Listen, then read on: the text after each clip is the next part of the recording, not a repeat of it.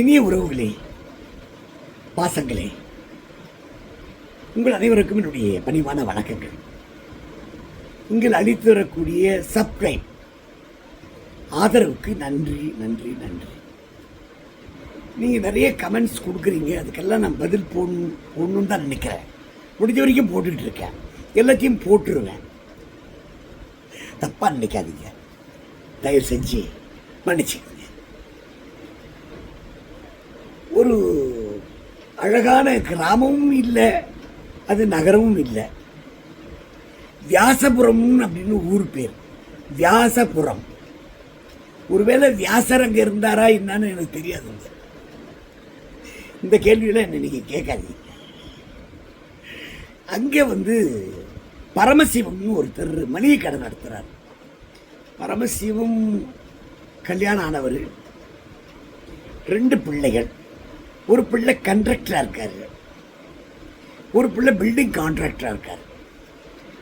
So அவரை பொறுத்த வரைக்கும் குடும்பம் நல்லா இருக்கு. 2 பிள்ளைக்கும் கல்யாணம் பண்ணி வச்சுட்டாரு. 2 பிள்ளையும் ஒரே வீட்டில், வீடு ஒன்று, ஆனால் தனித்தனி போர்ஷனில் குடியிருக்காங்க. அவங்களுக்கு தனித்தனி சமையல். பிரச்சனை வராமல் இருக்கிறதுக்கு என்னென்ன வழிகள் இருக்கோ அதெல்லாம் ஜாக்கிரதையாக முன்னெச்சரிக்கையாக இருக்கிறவர் பரமசிவம். அவர் வியாபாரத்தில் கூட கடன் கொடுக்க மாட்டார், பெரும்பாலும் கடன் கொடுக்க மாட்டார். அப்படிப்பட்ட ஒருத்தர்கிட்ட ஒரு கல்யாண பார்ட்டி நீங்கள் அவசியமாக அந்த மண்டபத்தில் கல்யாணம் இந்தாங்க, கல்யாண பத்திரிக்கை நீங்கள் வந்தாகணும். கல்யாணத்துக்கான சாமான்கள் நீங்கள் தான் கொடுக்கணும். தயவு செஞ்சு ஒன்றே ஒன்று கேட்டுக்கிறேன். நான் கல்யாணத்துக்கு வச்சுருந்த பணங்கள் செலவாயிடுச்சு.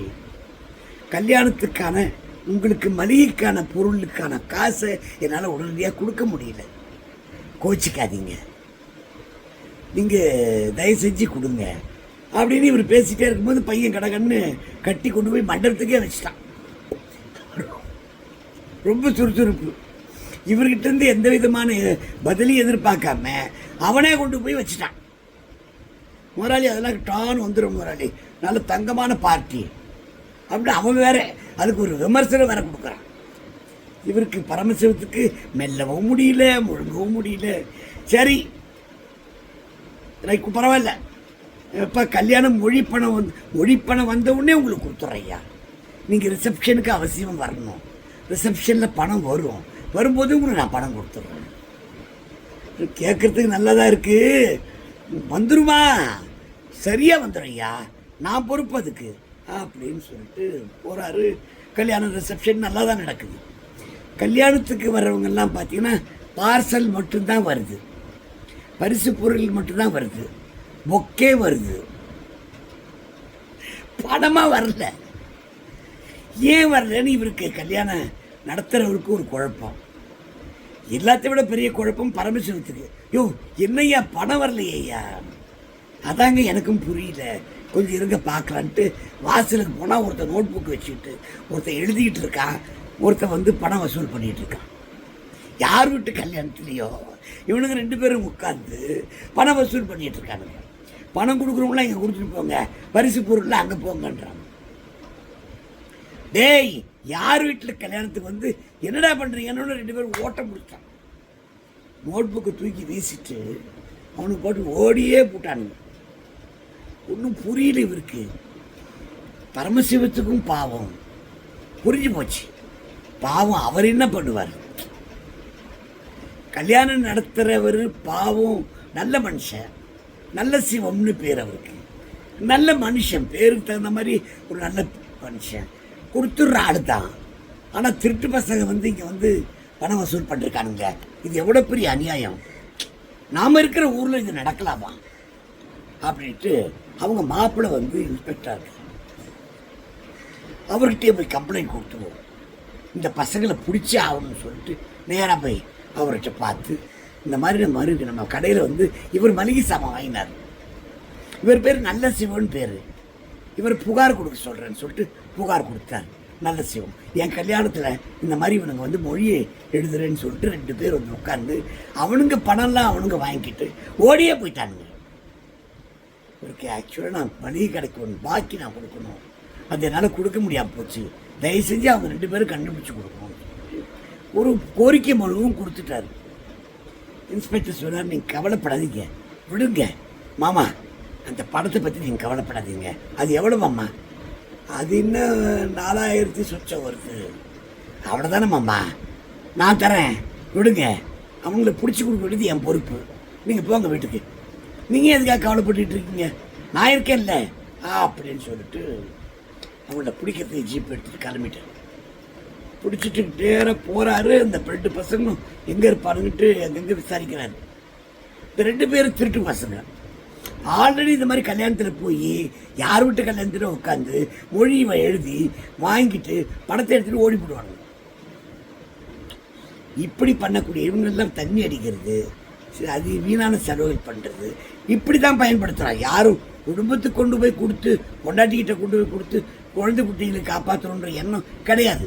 2 பேருக்குமே கல்யாணம் ஆகலை. 2 பேருமே திருட்டு பசங்க. இது வரைக்கும் பல முறை ஜெயிலுக்கு போயிட்டு வந்திருக்காங்க. அவனுங்க லிஸ்ட்லாம் எடுத்து வச்சு தேட ஆரம்பிச்சிட்டாரு.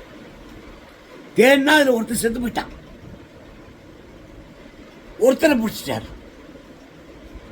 பிடிச்சிட்டு எப்பட்றா அவன் எப்பட்றா செத்தான்?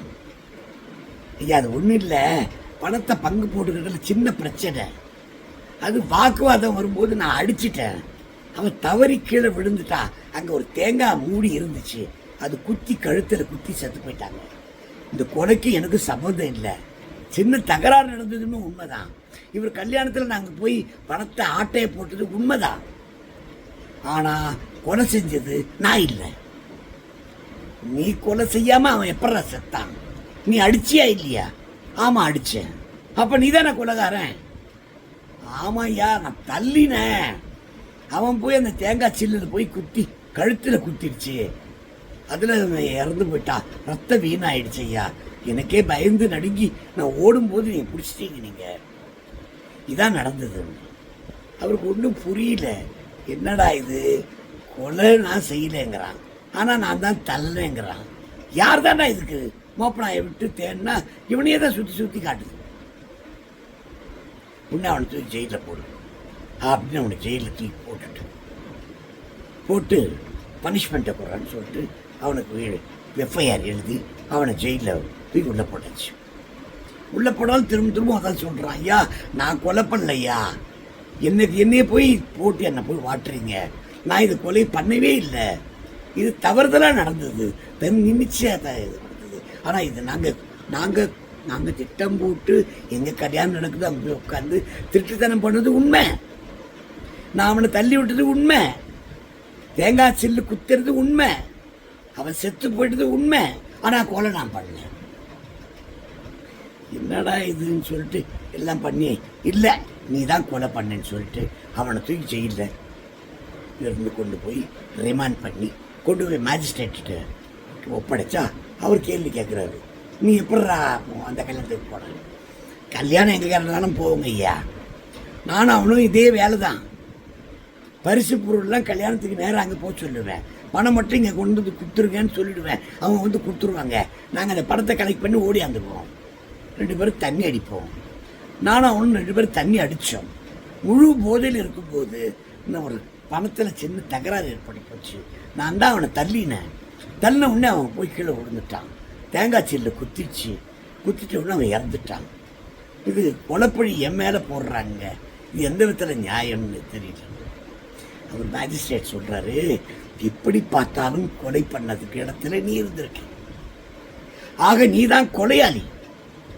என்ன காரணம் சொல்லியிருந்தாலும் சரி, நீங்கள் செஞ்சது தப்பு. யார் வீட்டு கல்யாணத்திலேயே போய் உட்காந்து ஏமாற்றி திட்டுத்தனம் பண்ணதே மிகப்பெரிய குற்றம். அதுக்கே உன்னை கொண்டு போய் உள்ளே போடலாம், கொலையை வேற பண்ணியிருக்க, இன்னும் அதுக்காக ஒரு தண்டனை இதுன்னு சொல்லிட்டு 3 வருஷம் உள்ளே போட்டேன். அதுக்கப்புறம் மரும் புள்ள அந்த இன்ஸ்பெக்டர் அவருடைய கை காசு கொடுத்து இந்த பரமசிவன்கிட்ட கொடுத்து, மாமா இதை வச்சுக்கோங்க, நீங்கள் ஒன்றும் கவலைப்படாதீங்க, நல்ல சிவன் நல்லா இருந்தால் பாவம், அந்த கல்யாணம் நல்லபடியாக நடக்கட்டும் மாமா அப்படின்னு சொல்லிட்டு ராத்திரி 12 மணி ஆச்சு. நல்ல சிவன் வீட்டுக்கு வரத்துக்கு மறுநாள் காலையில் கல்யாணம், தூக்கமும் இல்லை. அவருக்கு என்ன பண்ணுறதுன்னு தெரியல. பரமசிவம் காலையில் கல்யாணத்துக்கு வரல.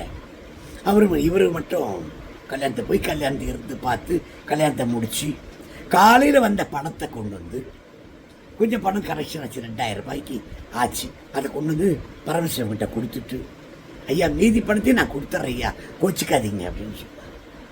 அவ்வளோ தங்கமான மனுஷன். ஆனால் சூழ்நிலை சந்தர்ப்பங்கள்னு வரும்போது அந்த மனுஷன் கூட ஒரு குற்றவாளியாக பாவிக்கப்படுறான். அந்த 2 திருட்டு பசங்களும் அவங்க ஒரு விதத்தில் இது ஒரு வியாபாரமாக பண்ணிகிட்டு இருக்கானுங்க.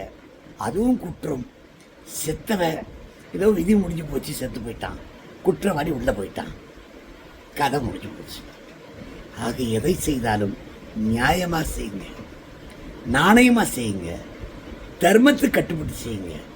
நீங்கள் நிச்சயமாக சந்தோஷமாக இருப்பீங்க.